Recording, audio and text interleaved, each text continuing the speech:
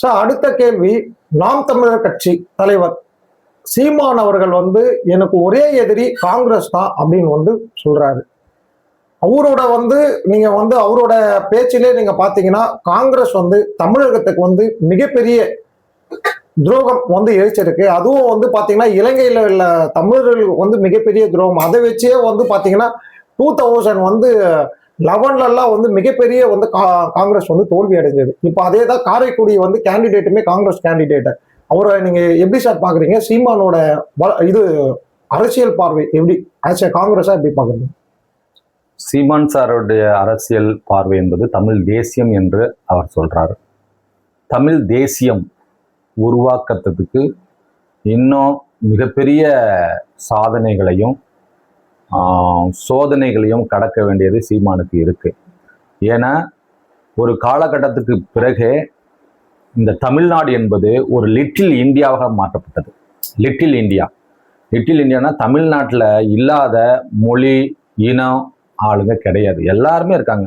மலையாளிஸ் இருக்காங்க, கன்னடக்காரங்க இருக்காங்க, தெலுங்கர்கள் இருக்காங்க, ப்ளஸ் வந்து குஜராத்தியர்கள், மராட்டியர்கள் எல்லாருமே இங்கே வந்து பெரும்பகுதியை வாழ்ந்து பிஸ்னஸ் சொல்லுவாங்க, பொருளாதாரத்தை பிடிச்சிட்டாங்க. அதுக்கு அடுத்தது வந்து இப்போ நம்ம எங்களுடைய சொந்தமான தெலுங்கர்கள் மொழியில் ஆதிக்கம் பண்ணிட்டாங்க. இந்த இவ்வளோ விஷயங்கள் இருக்கு. இது வந்து ஒரு பெரிய ஒரு காம்ப்ளெக்ஸான ஒரு விஷயம். ஏன்னா அவர்கள் எல்லாருமே சுதந்திர போராட்டத்துக்கு முன்னிலிருந்து தமிழோடு கலந்து தமிழர்களாகவே வாழ்ந்து நிறைய பேர் இருக்காங்க. அப்போ நம்ம தமிழர்கள், கன்னடர்கள், தெலுங்கர்கள், மலையாளிகள் என்று பிரிப்பதிலேயே மிகப்பெரிய சிக்கல் இங்க ஒண்ணு இருக்கு. இல்ல சார், வாழட்டும் ஆனா ஆட்சி அமைக்கிறது தமிழர்கள் ஆகிய நாங்கள் தான் அப்படின்றது செந்தமிழ் சீமானோட கூற்று. இல்ல, இது ஒரு நல்ல வரவேற்கத்தக்க ஒரு விஷயம்தான். இருந்த போதிலும் இன்னும் அதை கட்டமைக்கிறதுக்கான செயல்பாடுகள் தமிழ் குடிகள்கிட்ட இன்னும் டெவலப் ஆகல. இந்த தமிழ் குடிகள் டெவலப் ஆகிறதுக்கு இன்னும் பல ஆண்டுகள் ஆகும். அந்த பல ஆண்டுகள் வந்து நம்ம பேஸை நம்ம இன்னும் சரியா போடல. நீங்க சொன்ன மாதிரி எங்கள் காங்கிரஸ் இயக்கத்தில், பேர் இயக்கத்தில் காமராஜர் போல், கக்கன் போல் பொதுநலவாதிகள் தமிழ் குடிகள் உள்ள வரணும். அவங்க காங்கிரஸை தூக்கி பிடிக்கும் ஒரு தலைவனாக மாறணும். அப்ப கண்டிப்பா ஒரு மாற்றம் இருக்கு. கண்டிப்பா அதை செய்வாங்க. ஏன்னா நீங்க எல்லாமே நினைச்சிருப்பீங்க பெரும் திட்டங்கள் எல்லாம் கர்ம வீரர் காமராஜர். அதனாலதான் அவங்களுக்கு வந்து கர்ம வீரர் காமராஜர் என்று அழைக்கப்படுகிறார். ஏன்னா அது சத்துணவு திட்டமாக இருந்தாலும் சரி, கல்வி கூடங்கள் பள்ளிக்கூட திட்டமாக இருந்தாலும் சரி, நீர் அணை தடுப்பு சட்டங்களாக இருந்தாலும் சரி, அனைத்தையுமே உருவாக்குனவர் அவர். ஸோ காங்கிரஸ் ஆண்டது அது மிகப்பெரிய தொடக்கங்களை தமிழ்நாட்டுக்கும் இந்திய நாட்டுக்கும் செய்தது என்பதில் மாற்று கருத்து கிடையாது. சார், அவரோட வந்து கருத்து என்னன்னா, காமராஜர், கக்கன் ஐயா போல இன்னைக்கு இருக்க வந்து காங்கிரஸ் ஆட்கள் வந்து பார்த்தா எல்லாம் ஊழல்வாதிகள் தான். இன்னைக்கு சீட்டு வேணுமா அவங்களோட பையனுக்கு தான் வேணும், அவங்க பேர பிள்ளைகளுக்கு வேணும், யாரும் வந்து இந்த தமிழ்நாட்டை வந்து வாழ வைக்கிறதுக்காக யாரும் இல்லை அப்படின்றது அவரோட கூற்று. இது காங்கிரஸ் மட்டும் இல்லை, அவர் எல்லா கட்சியுமே வந்து சாடுறாரு. இல்லை, அதனாலதான் அந்த ஊழல்கள் என்பது வந்து அடிமட்டத்திலேருந்து மேல்மட்டம் வரைக்கும் இன்னைக்கு ஒரு புற்றுநோயா பரவி இருக்குது. இந்த புற்றுநோயை பரப்பப்பட்டதுக்கு நானும் ஒரு காரணமாக இருக்கலாம் சார், நீங்களும் ஒரு காரணமாக இருக்கலாம்.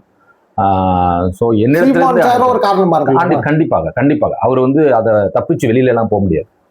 என்ன, இப்போ அவரும் வந்து இந்த அரசியல் தளத்திலேருந்து நான் தமிழ் தேசியம் பேசுகிறேன்னு எத்தனை தமிழர்களுக்கு வாழ்வு கொடுத்துருக்காரு, எத்தனை நான் தமிழ்ஸுக்கு வாழ்வு கொடுத்துருக்காரு அவருக்கு மட்டும்தான் தெரியும். இப்போ அவர் சினிஃபீல்டில் இருந்தார், சினிஃபீல்டில் இருந்து வெளியில் வந்து அரசியல்வாதியாக மாறினார். எத்தனை தமிழ் நடிகைகளுக்கு ஆதரவு கொடுத்தாரு, எத்தனை தமிழ் நடிகைகளை உருவாக்குனாரு, அவர்கிட்ட கேட்டால் அந்த பதில் இல்லை. இதே மாதிரி எத்தனை தமிழ் ப்ரொடியூசரை தூக்கி விட்டாரு, இல்லை தமிழ் ப்ரொடியூசருக்காக செய்தாரு அப்படின்னா அதுக்கும் இப்போ ஆன்சர் இல்லை. ஸோ இது எல்லாமே வந்து நம்ம பொறுத்திருந்து நம்மளை நாமே கட்டமைச்சுக்கிட்டு தமிழ் குடிகளை கட்டமைக்கிட்டு அவங்க சாதி மதம் இந்த வேற்றுமையிலிருந்து அவங்களெல்லாம் கலைந்து அவங்கள எல்லாம் ஒன்று சேர்றது தான் மிகப்பெரிய விஷயம்.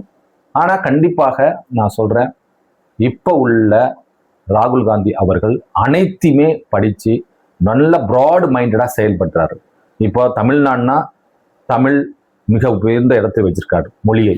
அதுக்கடுத்து தமிழ் மக்கள், அதுக்கடுத்து தமிழ்நாட்டில் உள்ள மக்கள் அப்படின்னு தான் அவர் சிந்திக்கிறார்.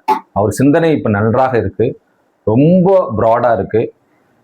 ஸோ அதனால சிறந்து இந்த நடந்ததெல்லாம் நடந்ததாகவே பீகான் பை பீகான் சொல்லுவாங்க, நடந்ததெல்லாம் நடந்ததாகவே இருக்கட்டும். இன்னமும் நடக்க போறது எங்களுடைய பேரியக்கத்தின் மூலமாக தலைமை ராகுல் காந்தி அவர்களின் தலைமையில அனைத்துமே நன்றாக நடக்கும்னு நான் நம்புறேன். அதனால தான் நான் இந்த இதுல ஒரு போஸ்டிங்ல இருக்கேன்.